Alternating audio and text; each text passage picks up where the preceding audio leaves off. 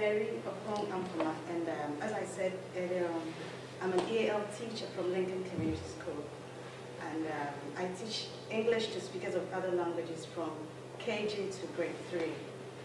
And my topic says how co-teaching evolves and its impact on English language learners.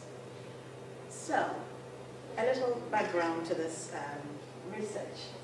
In 2013, our EAL department decided to move from a pull-out model. That is where we take the EAL students out from their main classroom and give them some kind of instruction. And so we decided to take or move away from that model into a new level called push-in, where we go into the classroom and actually help them or support them in that classroom. And so, with this new model, I was just thinking, I have been working with smaller groups of kids, and I do plan my own lessons. So now that they are going into the classroom and I'm going to support them within the classroom, how best can I really give the support?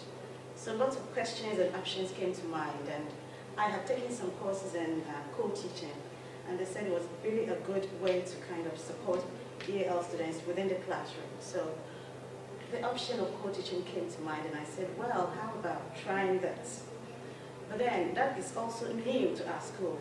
We don't have any such model like co-teaching in our school. So then I had to come up with ideas as to how to start this. So, yes, so that was so through an action research. And the question was, is co-teaching an option? How do I start this? Right. So I needed to think of a methodology, and that included data collection as well. And so for the data, I was asking myself, what is it that I really want to find out? What is it that I really need to know to help me, come to the co-teaching teaching thing? So I thought of designing a survey to find out from teachers if they were familiar with, this co-teaching model. And also through the survey, I would find out from teachers if they were kind of familiar and were willing to also partake in the co-teaching, because we needed to know what they already knew before we could build them. As part of the survey, I also wanted to find out from teachers what they think were the most immediate needs of our EAL teachers. So based on that, if I had plans of co-teaching, then I would actually base my, or put my effort in there. So the data collection also included students' voice. I wanted to find out what students really thought about this whole, co-teaching thing, what they felt about it. That was after the co-teaching thing. Teachers were also involved in giving us their feedback on how the process went. Could we please move on to the next? Okay. So the first survey that I sent out was to 18 teachers, and out of that I had 9 out of the 18 teachers responded. And these were some of the responses based on the questions that were gathered. So the first one had to do with what do you consider to be the most immediate needs of your EAL students? And I provided them with options: reading, writing, numeracy, that is in math, unit of inquiry. We are an IB school, so I wanted to find out if the kids also needed help in that area. And then there was an option for them to add in further.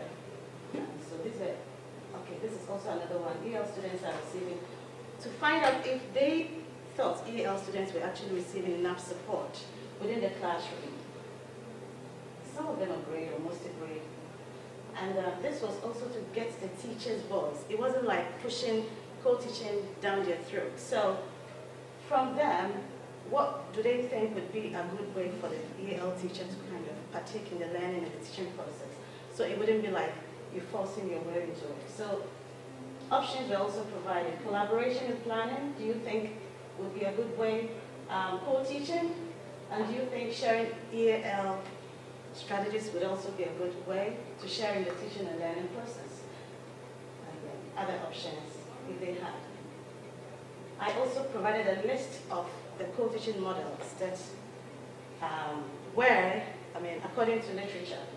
And then they were supposed to show or indicate which ones they were familiar with. And those included complementary, peer teaching, team teaching, and others. And for them, most of them said they were familiar with the team teaching and also station teaching. These are kind of different. They're different ways. What is station teaching? Team is where the two teachers plan together, Okay. and then they all own the students.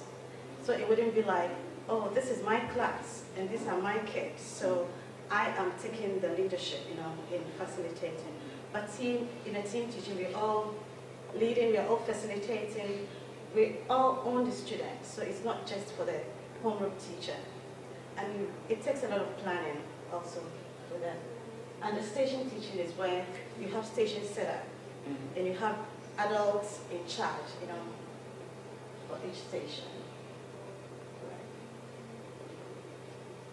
And the co-teaching model they were willing to try, most said they were willing to try the team teaching and the complementary, and also parallel teaching station. These are all different models. But basically, from what's up there, most were willing to go for the team teaching. They were also asked to give other suggestions as to how this new model would be a success. And some of them gave really good suggestions. And again, collaboration came in, collaborating, planning with the teacher ahead of the lessons. They also suggested EAL teacher sharing some strategies with the classroom teacher. So in my absence, they would use those strategies. And some also suggested that, well, how are EAL students coming to see you after school? For you to assist them with their homework. And yeah, so could you please move ahead? Okay. So what next after the survey or the collection of data? I had to decide then which classes I was going to, try these models with, and what I was going to co-teach. Yes, and how I was going to collect data as well. Could we please move on? So this is a template of, though it was actually Donna who helped me with that template. This was to collect data on our meetings, our planning, during our meeting. And I actually worked with 3 different teachers, all from grade 2. We have streams of classes. Each grade level has 3 classes. So I was working with the whole of 2nd grade. So, and that comprised 60 students. Yeah. So this were some of the minutes we took during our meetings. And yes, so grade 2 was selected as a sample, and this grade was made up of 3 different classes, with a total of 60 students, 20 in each class. And the lessons that were co-taught actually was a program that a school used to have, and it was abandoned, a spelling program. And I had a little knowledge of that one, so I decided to use it as an entry point. And yes, for me, I went for that one because I was familiar with it. I thought I was an expert in it. I was comfortable teaching that one. And also, EL students, could also benefit from that. Yeah, because it kind of addressed their language needs to spelling, investigation, and then thinking, and other stuff. All right, so we had 7 lessons, and in each lesson, we engaged in word inquiry. So we had questions like, what does the word mean? What is the structure of this word? So is it like, we have base words, we have complex words. Do you think something else has been added to the word to make another word? Is it a complex or base word? And also to find relatives of that word. For example, a word like play would be the base. If you add a suffix ing, it would be playing. And other words could be playful, played. So it really helped the students to know the family, of this word. Play also, if I can spell play, then I should be able to spell play. And if I know what play means, then I should connect that to playful if I come across playful in my reading. So it was for cognitive and also for, I mean, it had a lot of benefits for them. So I sent a questionnaire to the students, actually, to kind of assess the process and what they were learning. And I had three three columns, the smiling face, the straight one, and the sad one.